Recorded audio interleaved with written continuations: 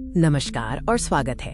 आज हम जानेंगे कि मानव कोशिकाएं कैसे बनती हैं। कोशिका विभाजन की अद्भुत प्रक्रिया जिसे माइटोसिस कहते हैं। हमारा शरीर अरबों कोशिकाओं से बना है, लेकिन क्या आपने कभी सोचा है कि ये कोशिकाएं कैसे बनती हैं और कैसे पुरानी कोशिकाएं नई कोशिकाओं से बदल जाती हैं? कोशिकाएं हमारे शरीर की सबसे छोटी कार्यात्मक इकाई हैं। वृद्धि, विकास और क्षति की मरम्मत के लिए लगातार नई कोशिकाएं बनती रहती हैं। कोशिका निर्माण की मुख्य प्रक्रिया माइटोसिस या समसूत्रण कहलाती है। इसमें एक जनक कोशिका विभाजित होकर दो समान पुत्री कोशिकाओं का निर्माण करती है। माइटोसिस को समझने से पहले कोशिका के मूल भागों को देखना जरूरी है। हर कोशिका में कोशिका झिल्ली, कोशिका द्रव्य और केंद्रक होता है। केंद्रक कोशिका का नियंत्रण केंद्र है। इसमें हमारी आनुवंशिक सामग्री डीएनए गुणसूत्रों के रूप में मौजूद होती है, जो विभाजन प्रक्रिया को निर्देशित करती है। डीएनए जीवन का ब्लूप्रिंट है।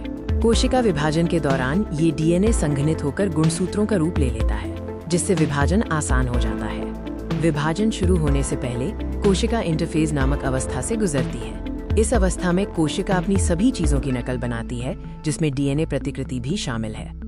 डीएनए प्रतिकृति वो प्रक्रिया है जिसमें डीएनए की प्रत्येक स्ट्रैंड अपनी सटीक प्रतिलिपि बनाती है।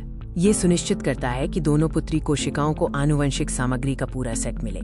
डीएनए की नकल बनने के बाद कोशिका का आकार बढ़ता है और वो विभाजन के लिए ऊर्जा और प्रोटीन जमा करती है। माइटोसिस को 4 मुख्य चरणों में विभाजित किया गया है: प्रोफेज, मेटाफेज, एनाफेज और टीलोफेज। प्रोफेज में डीएनए संघनित होकर गुणसूत्रों का रूप ले लेता है और केंद्रक झिल्ली टूटना शुरू हो जाती है। मेटाफेज में सभी गुणसूत्र कोशिका के ठीक बीच में एक रेखा पर व्यवस्थित हो जाते हैं, जिसे मेटाफेज प्लेट कहते हैं। एनाफेज सबसे तेज चरण है। यहाँ गुणसूत्रों की प्रतिकृतियां अलग हो जाती हैं और विपरीत ध्रुवों की ओर खींच ली जाती हैं। टीलोफेज में गुणसूत्र विपरीत ध्रुवों पर पहुंच जाते हैं और उनके चारों ओर 2 नए केंद्रक झिल्लियां बनना शुरू हो जाती हैं। कोशिका विभाजन का अंतिम चरण साइटोकिनेसिस है, जिसका अर्थ है कोशिका द्रव्य का विभाजन। इस प्रक्रिया में केंद्रकों के विभाजन के बाद कोशिका झिल्ली बीच से सिकुड़ती है।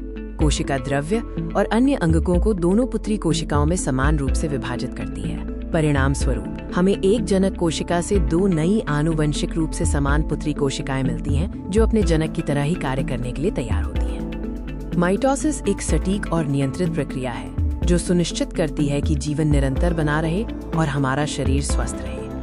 ये विभाजन हमारी वृद्धि, क्षतिग्रस्त ऊतकों की मरम्मत और पुरानी कोशिकाओं को बदलने के लिए आवश्यक है। कोशिका विभाजन की इस अद्भुत यात्रा के लिए धन्यवाद। अगली बार फिर मिलेंगे।